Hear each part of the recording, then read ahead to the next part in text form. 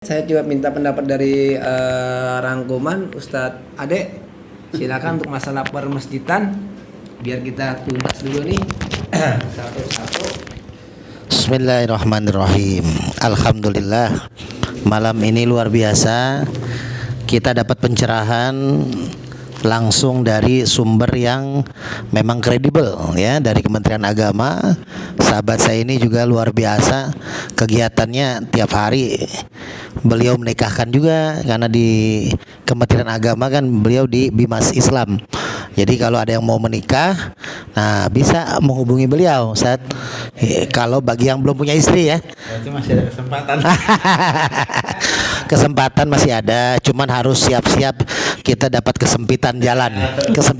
Jadi pulangnya susah kita.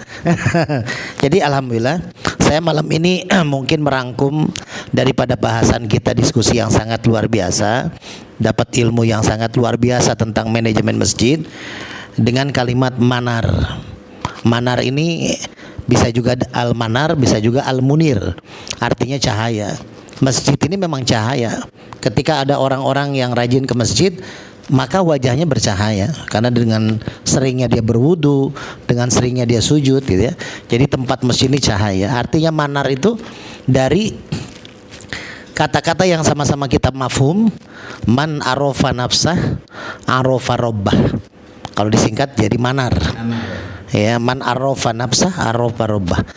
Barang siapa yang mengenal dirinya, maka dia akan mengenal Robnya, mengenal penciptanya. Apa artinya? Kalau kita ingat saat tahun 2008 kalau nggak salah, ya, lagi tenar-tenarnya warga Depok di kancah pertelevisian Indonesia, ya, ketika dia menyanyikan lagu kemana, nah itu, ya, alamat palsu, ya. Jadi karena Ayu Ting Ting ini lagi viral saat itu, karena dia memang mencari identitas diri, nggak tahu alamatnya di mana, kan? Lupa pulang, ya. Ya, mungkin sahabat-sahabat kita juga ada yang kadang lupa pulang, ya. Tapi bukan tidak tahu alamat, tapi karena alamatnya terlalu banyak, jadi bingung mau pulang kemana, gitu. Ya, jadi kita memang tentang masalah identitas. Jadi ID itu identitas diri. Ya, ID masjid kenapa perlu? Karena memang tadi itu, kita pribadi juga mesti punya identitas diri. Jadi ketika kita menjadi pengurus masjid tapi tidak kita kuatkan identitas masjid ini menjadi identitas yang memang orang tahu tidak akan ada masalah di masjid itu. Karena masjid ini kan yang tadi bilang apa? IMB. IMB itu apa? Izin mendirikan bangunan. Tapi kalau di kegiatan masjid kita, IMB itu adalah indah masjid dengan cara berjamaah. Jadi artinya apa? Indah masjid berjamaah di sini adalah kebersamaan. Masjid kalau punya identitas diakui oleh Kemenak, maka tahu nih Kemenak nih arahnya masjidnya kemana. Jangan sampai masjid itu tadi dimasuki oleh orang-orang yang radikal, yang tidak bertanggung jawab, atau dijadikan sebagai alat politik atau alat untuk mencari duniawi pribadi, itu kan. Karena memang kendala masjid seperti itu. Dan saya pribadi kebetulan selama setahun ini mendampingi Ustadz Agus Alian sebagai ketua FSTKM. Saya diangkat menjadi penasehatnya. Jadi kita berbarengan ke masjid-masjid selama berapa bulan ini, dan antusias masjid luar biasa. Jadi saya pribadi dengan Ustadz Agus Alian awalnya memang kita datang ke masjid-masjid. Dengan masjid ini, ya, suatu saat nanti Masjid Al Mukmin boleh, Ustadz. Jadi kita dari FSDKM datang, kita cuman mengenalkan apa sih FSDKM ini. Tugas kita membantu nanti masjid-masjid dengan DMI kota, dengan DMI kecamatan yang ada. Kayak kita di Sukmajaya berapa masjid, ketua DMI kecamatan kita ajak di acara FSDKM. Jadi kita tidak menjadi genderang perangnya DMI, malah kita ingin membantu. Kan gini, Sat. Namanya pasir, saya selalu identikan. Kalau ada bangunan, kita lagi membangun bangunan, pasir tuh numpuk kan satu truk. Kalau diangkutnya satu ember kira-kira lama nggak, Tat? Pindahnya lama kan? Tapi kalau ada satu ember, orang pakai satu gerobak, orang pakai alat yang lain, akhirnya akan sampai selesai itu si pasir. Jadi FSDKM ini membantu. Kira-kira DMI ini, oh mungkin kesibukannya di DMI kota, DMI kecamatan, akhirnya ada yang belum tersentuh. Nah, kita FSDKM ini membantu. Karena kita tidak ada niatan mencari uang di sini. Benar-benar kita itu datang ke masjid, kita itu ada dakwahnya. Kadang saya mengisi dakwah, Ustadz Alian membuka dengan korinya gitu ya. Terus kita silaturahim. Jadi ada semacam kajian gitu Ustadz Sarin. Kajian. Jadi kita dari maghrib sampai isya, saya datang dengan Ustadz Alian mengenalkan FSDKM gitu. Nanti kita membantu permasalahan yang ada di masjid. Kayak Ustadz Alian alhamdulillah sudah membantu masjid di Al-Qasim Sukatani. Sekarang lagi renovasi nih Tat. Ya, dengan silaturahim Ustadz Agus Alian akhirnya membantu mengcalling salah satu DPRD dan akhirnya tembus masuk dana aspirasi itu sekitar 150 juta ya Ustadz ya. Alhamdulillah. Masjid Al-Qasim itu beliau yang membantu untuk negosiasi karena beliau kan di Kementerian Agama. Lalu Masjid Permatapuri 2 yang saya nanti khotib Idul Fitri di sana. Ya, Masjid PP itu ketua masjidnya kebetulan orang Aceh. Nah, beliau juga membantu saya dengan beliau malam-malam tuh. Saya datang ke rumah beliau, dikasihlah proposal masjid biodata masjid segala macam untuk membantu keuangan untuk renovasi masjid karena di depannya itu atapnya udah mau rubuh gitu. Jadi inilah FSDKM. Jadi kita bukan mencari uang, malah membantu memfasilitasi itu. Kalaupun nanti masjid ya ada yang ngasih buat ongkos bensin apa itu mah kita terima tanpa kita tolak ya. Itu kan rezeki ya gitu. Tapi tidak kita wajibkan. Misalkan Masjid Al-Mu'min, saya pernah ke Masjid Al-Mu'min kan diundang oleh jamaah tablik dari Pakistan, datang ke rumah saya malam-malam ya, terus minta saya untuk ngisi dakwah di Masjid Al-Mu'min. Saya belum kenal sama Ustaz Sarin. Akhirnya saya datang subuh-subuh tuh ceramah di Masjid Al-Mu'min, ketua masjidnya ada kan. Nah, padahal saya di situ niat ikhlas karena membantu untuk jamaah tablik mengundang kita ceramah dakwah kan. Tapi Ustaz Sarin sebagai ketua nggak bakal dong. Akhirnya masukin lah amplop. Saya sebenarnya nggak mau terima amplopnya. Cuman sayang uangnya ada di dalam amplop. Jadi saya ambil akhirnya kan. Inilah berkah akhirnya jadi saudara dengan Ustadz Saharin dari situ. Makanya inilah identitas masjid dibutuhkan. Dengan adanya identitas masjid seperti kita aja. Kalau nggak punya KTP agak riskan kita kan. Ngurus apa-apa segala macam. Dan masalah tadi yang Ustadz Cece bilang, kalau permasalahan bantuan dari pemerintah itu pasti larinya adalah ke DKM, bukan ke ketua yayasan, bukan ke. Kenapa? Karena seperti kita punya rumah nih. Ketua DKM itu adalah kepala keluarga dalam kartu keluarga.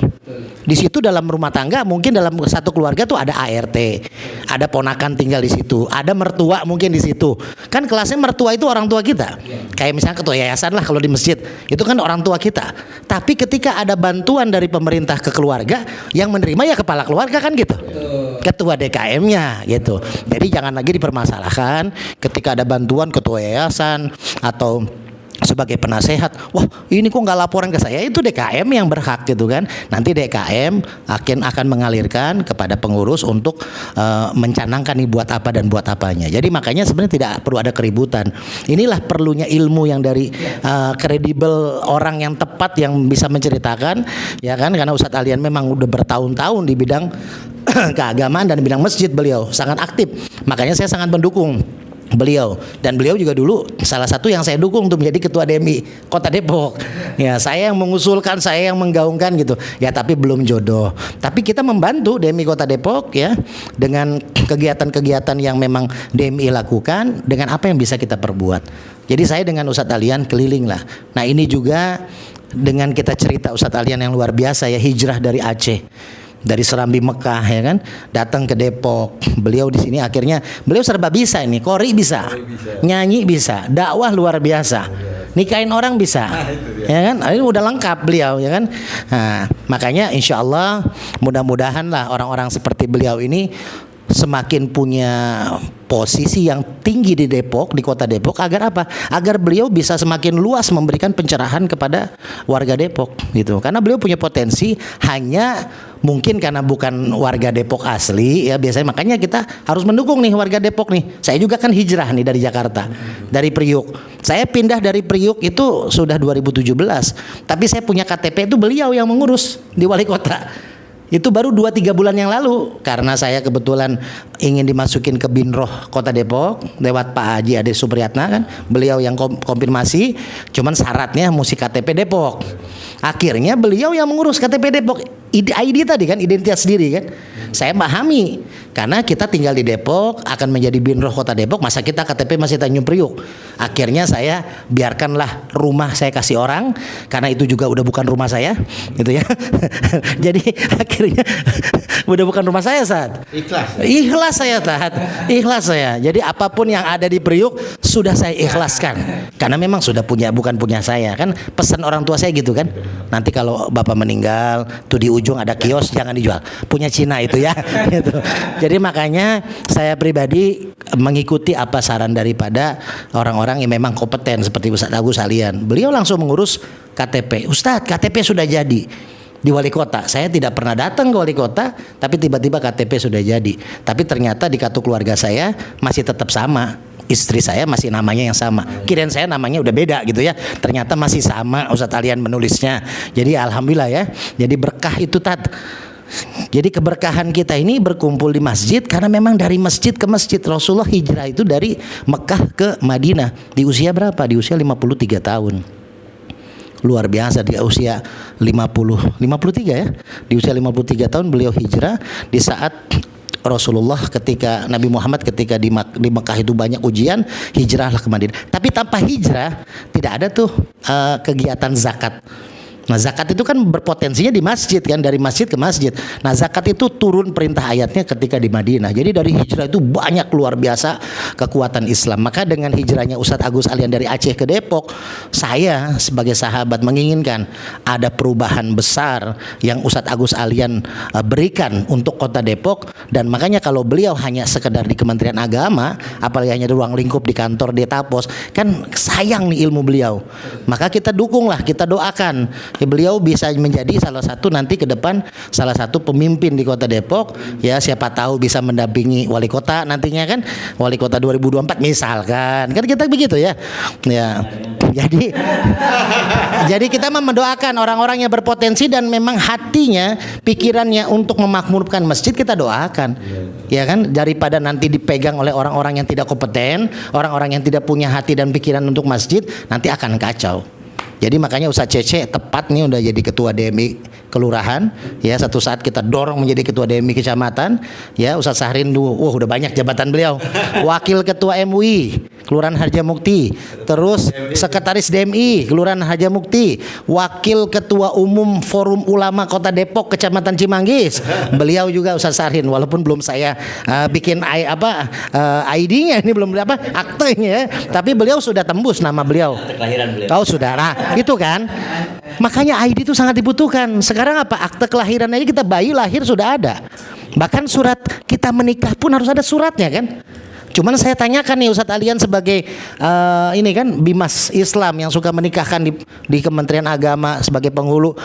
Nah, kalau sekiranya itu surat nikah, kalau KTP kan dulu masih ada tanggal masa berlakunya kan. Kalau KTP kalau tidak ada masa berlakunya kita perpanjang. Kalau sekarang nggak ada seumur hidup. Nah kira-kira nih surat nikah ini ada masa berlakunya nggak Ustadz? Nah kalau masa berlakunya udah habis bagaimana? Apakah bikin baru? Ya kan? Nah ini bagaimana? Karena di akte coba pernah lihat belum surat nikah? Pernah ada nggak itu masa berlakunya?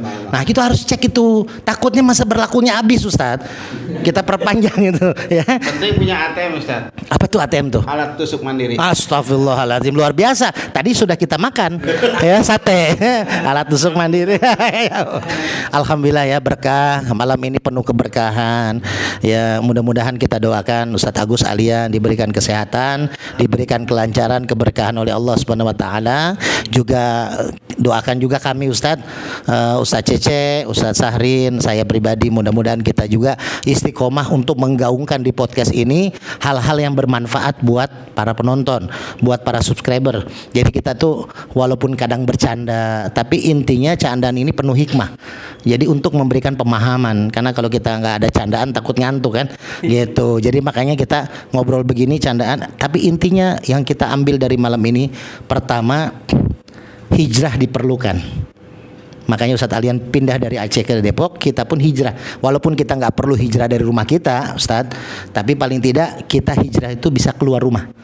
Karena kuntum khairu ummah ukhrijat linnas ta'muruna bil ma'ruf wa tanhauna 'anil munkar wa tu'minuna billah. Jadi kita sebaik-baiknya umat kata Allah kalau kita ukhrijat, keluar. Kita keluar, disuruh keluar. Keluar itu bukan berarti harus pindah rumah. Ya, tapi keluar tuh ya bisa kita silaturahim seperti Ustadz Sahrin ada di mana-mana. Ya, ketemu beliau di sini ada, di sono ada, itu ya. Beliau ada di mana-mana. Tapi alhamdulillah beliau tetap kembali ke rumah karena punya ID rumah tadi ya, punya identitas diri. Ya, tapi alhamdulillah ini berkah. Mudah-mudahan kita semua diberikan keberkahan oleh Allah dan intinya kalau kita menguatkan agama Allah, Allah akan menguatkan apapun hajat-hajat kita. Amin. Itu saja kurang lebih ya. Boleh Ustaz Agus Alian. Ya, saya tambahkan sedikit Pak Ustadz Cece ya. Ini menarik ya di akhir sambutan kita ini sebenarnya membangun sebuah organisasi perkumpulan dan apapun ikatan yang kita lakukan ya tanggalkan yang sifatnya primodalisme, diskriminasi ya kan gitu. Jadi saya melihat siapapun yang menggerakkan sebuah struktur organisasi itu ketika mereka memiliki potensi berikan kesempatan itu kepada mereka. Karena masing-masing orang itu punya kelebihan, punya kelemahan, maka yang dipentingkan adalah skill untuk membuat sebuah perubahan dalam kehidupan berorganisasi dan bermasyarakat.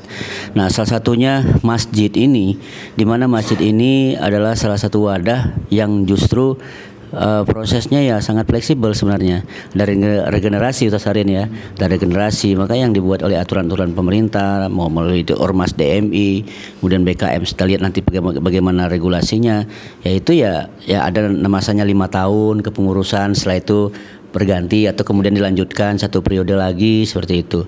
Nah itu kan proses menyehatkan organisasi.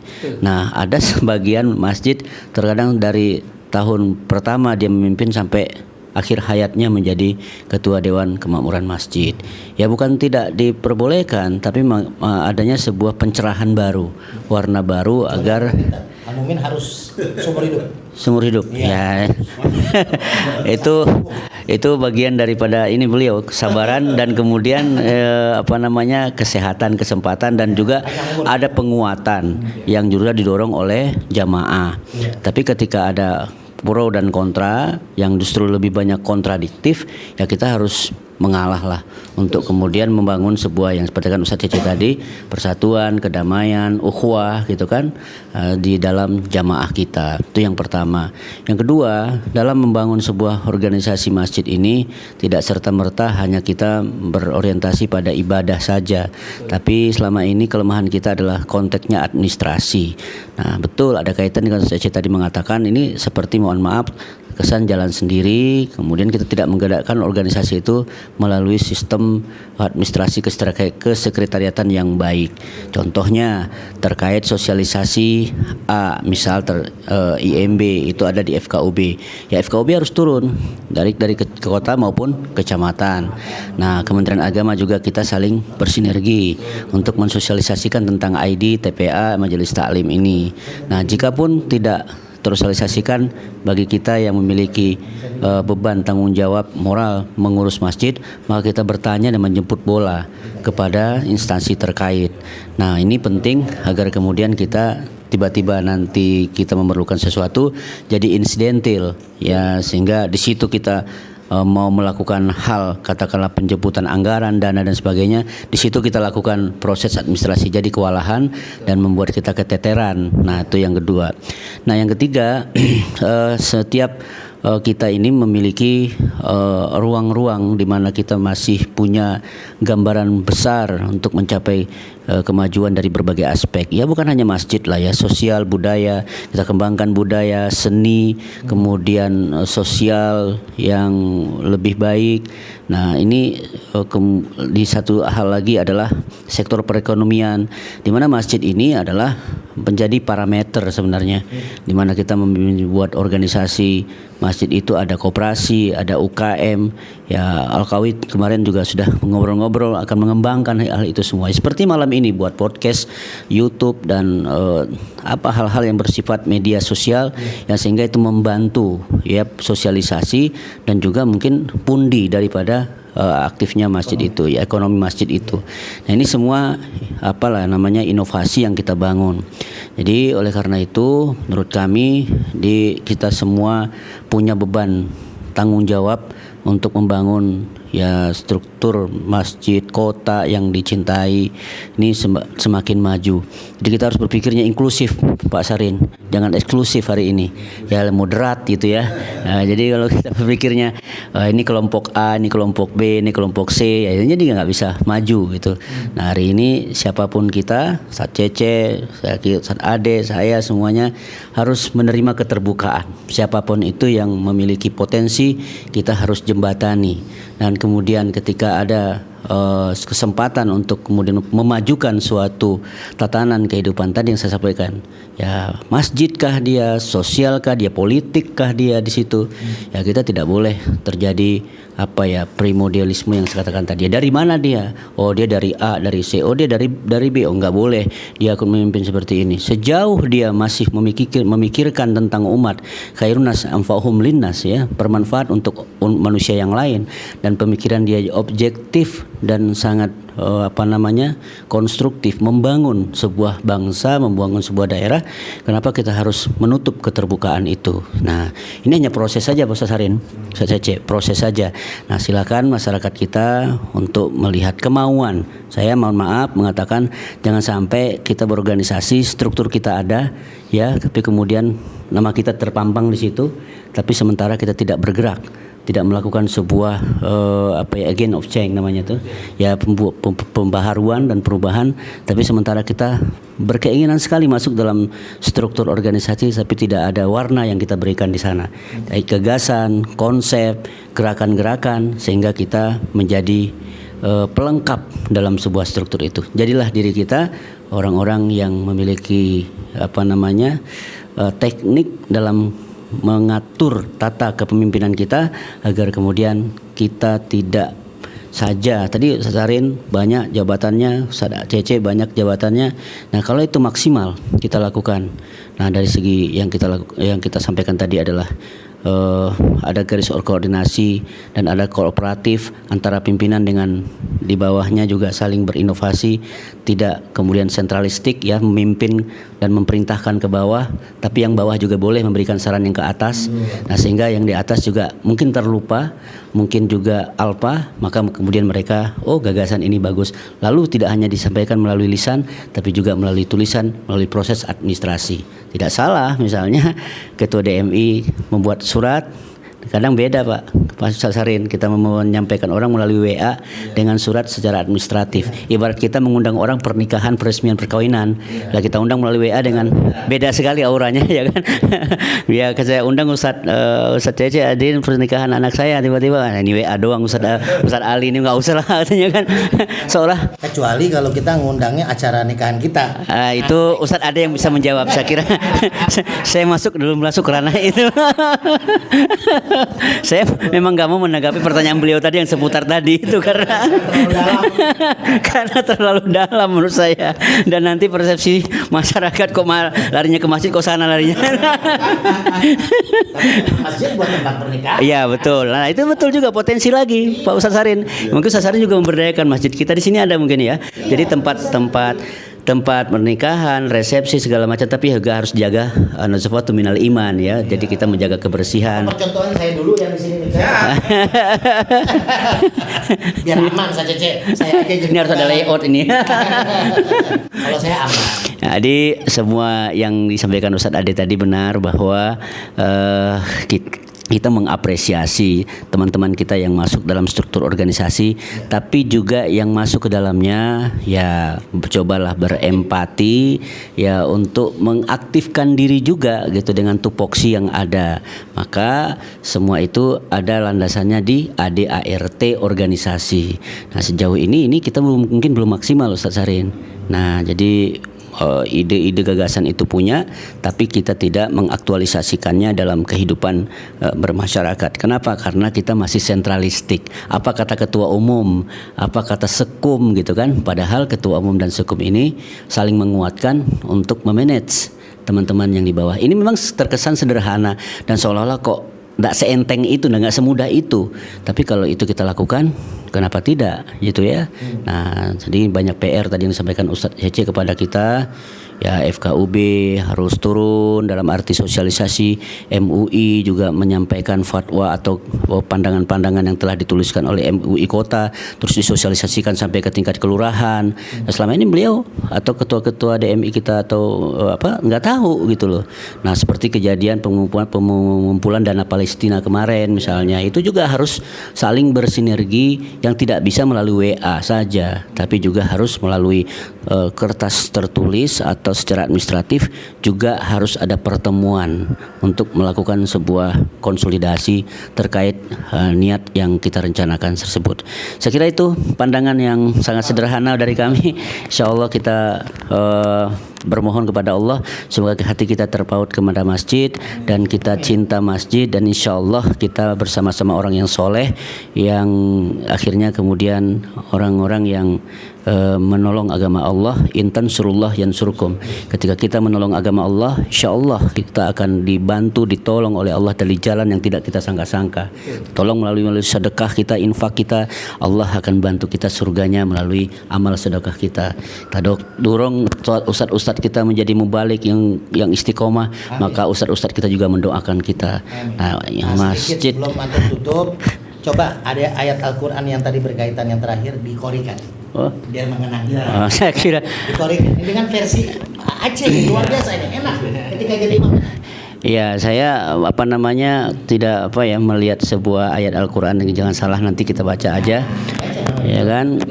Ini Ustadz Cece udah sering baca ayat ini ya gitu. Jadi kalau beliau udah hafal. Nah, sebelum kita akhiri mungkin kita tutup dengan baca Al-Qur'an, nanti didoa oleh Kiai Pantun ya. A'udzubillahi minasyaitonirrajim. Bismillahirrahmanirrahim. Innama ya'muru masajidallahi man amana billahi wal yawmil akhir wa aqamas salata wa ataz zakata wa lam yakhsha illallah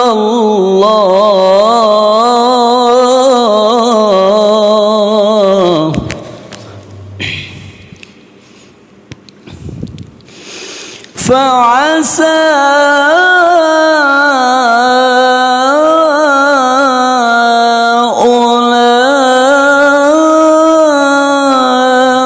ulaika an yakunu minal muhtadin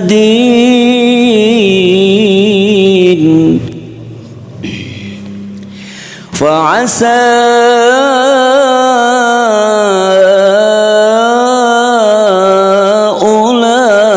ulaika an yakunu minal muhtadin.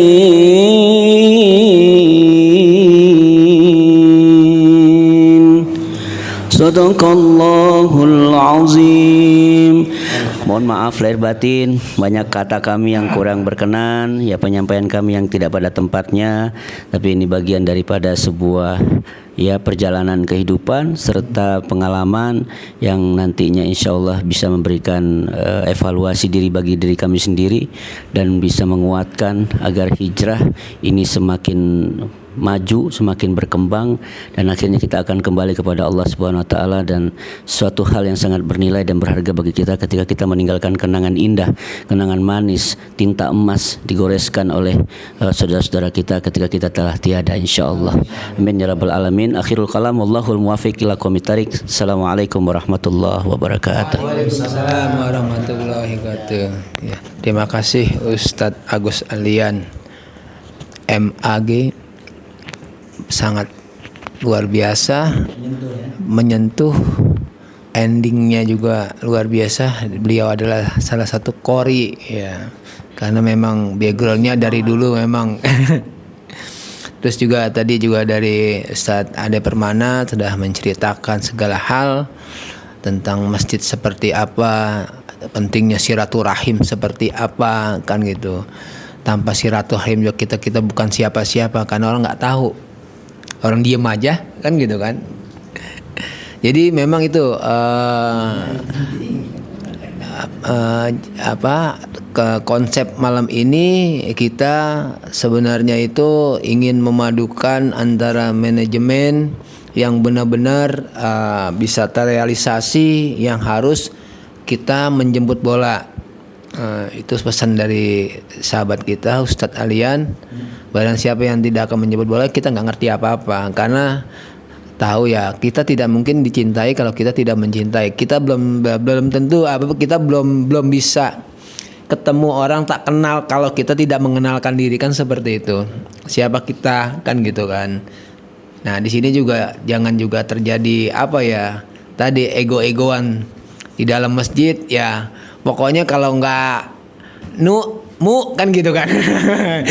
jadi numu nih kan gitu kan. Nah itu juga kan nggak boleh, karena memang masjid itu ya benar-benar tempat ibadah, memang tempat mengadu kepada Allah, dan memang juga mensucikan diri, karena di dalam sendiri kan wallahu yuhibbu mutatahharun atau tatahhirin, karena yuhibbu mutatahharu, di dalam masjid banyak orang yang bersihkan diri, karena Allah sendiri menyatakan ya Allah suka dengan orang yang bersih kan gitu. Wallahu yuhibbu mutatahhirin tadi kan seperti itu. Terus di ending ayat tadi juga mengatakan ya di percakapan terakhir juga yang mengatakan bahwa ya barang siapa yang bersungguh-sungguh kan gitu kan mengurus rumah Allah kan gitu kan, dia akan bisa. Ada salah satu juga saya ingat juga itu ada ayat yang menyatakan, dan itu memang benar adanya, kul innama ana ya'muru bukan kul innama ya'muru surat Al-Kahfi terakhir yang menyatakan kalau pa'mal amalan sholihah wala yusyrik bi ibadati rabbih awahada. Jadi kul innama ana basarum mislukum yuha ilayya annama ilahukum ilahu wahid wa man kana yarju liqa rabbih fal ya'mal amalan sholihah. Jadi kita tekankan pa'mal ya'mal amalan sholihah itu barang siapa yang bersungguh-sungguh dengan ketemu dengan aku kan gitu kan, ya banyaklah berbuat amal. Nah jadi kalau kita mau masuk surga, mau tadi yang dibilang itu mutatahharu atau mendapatkan petunjuk yang surat tadi Ustadz katakan tadi itu di surat At-Taubah ayat 18, itu memang kuncinya kita harus bersungguh-sungguh apapun bentuknya. Kalau kita sudah mau jadi pengurus masjid, ya jangan asal sekedar mau aja, harus benar-benar turun ke bawah. Seperti itu Ustaz. Jadi ya barang siapa yang nggak sungguh-sungguh ya nggak bakal dapat. Ya tergantung kitanya niatnya seperti apa di masjid. Apa cuma hanya sekedar pengen nama kita terpampang kan seperti itu kan? Apa kita maunya ya cuman hanya kumpul-kumpul doang, tidak memajukan masjid.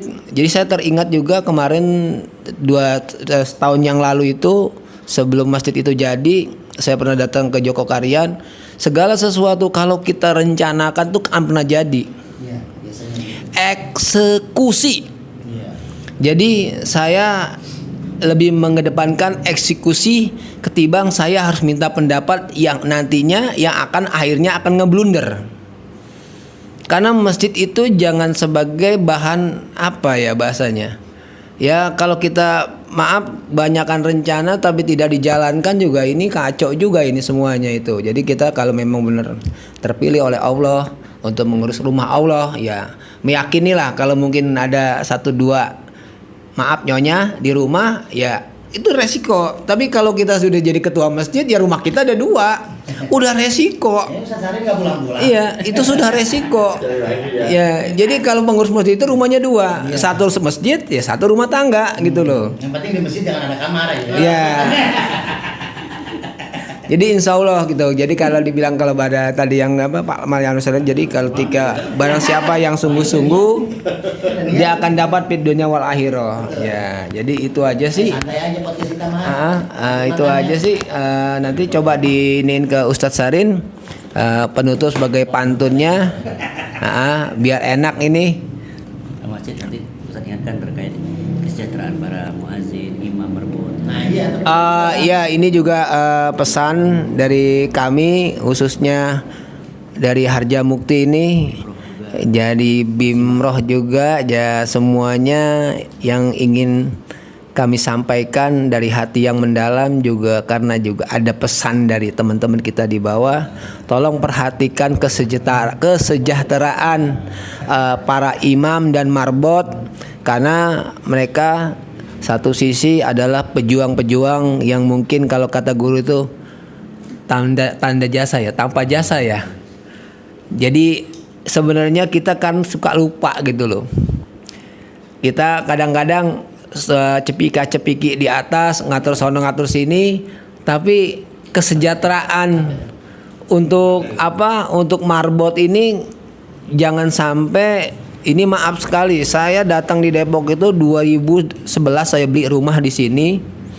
Rumah saya ada 2, 3 di Jakarta 1.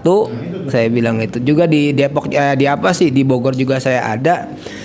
Tapi saya lihat itu di Depok ini lebih hebat, banyak yang disebut dengan kotak-kotak kiai gitu loh, yang notabene itu pemahaman agama sangat luar biasa.